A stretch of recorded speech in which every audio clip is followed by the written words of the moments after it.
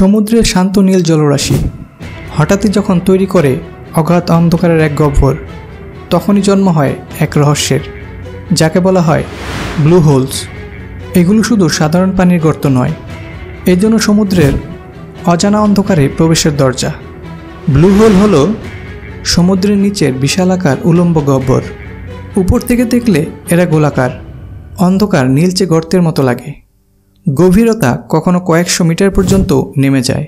বিজ্ঞানীরা বলেন এগুলো আসলে প্রাচীন বরফ যুগে তৈরি হওয়া গুহা, যা পানিতে ডুবে গেছে।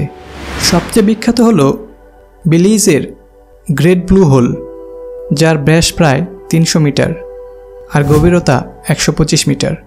এছাড়াও বাহামাস, রেড সি আর চীনের সাউথ চায়না সিতে আছে এমন ভয়ঙ্কর ব্লু হোল। চীনের ড্রাগন হোলের গভীরতা 300 মিটারেরও বেশি, যা পৃথিবীর সবচেয়ে গভীর ব্লু হোল। ব্লু হোলের অন্ধকার গভীরে বাস করে কিছু রহস্যময় প্রাণী। কেউ বলে সেখানে আছে আলো জ্বালানো মাছ, কেউ বলে বিশাল অক্টোপাস আর শিকারী হাঙর। এমনকি বিজ্ঞানীরাও এখনও এর তলদেশে পৌঁছাতে পারেনি, ফলে আসল রহস্য অজানাই থেকে গেছে। ব্লু হোল শুধু রহস্যময় নয়, মারাত্মকও বটে।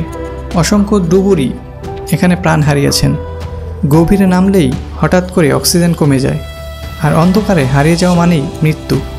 ব্লু হোলস আজও মানুষের কাছে এক অমীমাংসিত রহস্য।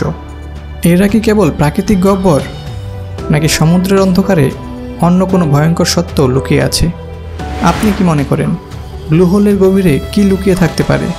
কমেন্টে জানাতে ভুলবেন না। আর এমন সব বিস্ময়কর ভিডিও পেতে আমাদের চ্যানেলটি সাবস্ক্রাইব করে আমাদের সাথেই থাকবেন। আজ এই পর্যন্তই।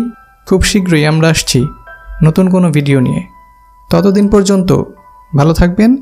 আল্লাহ হাফেজ।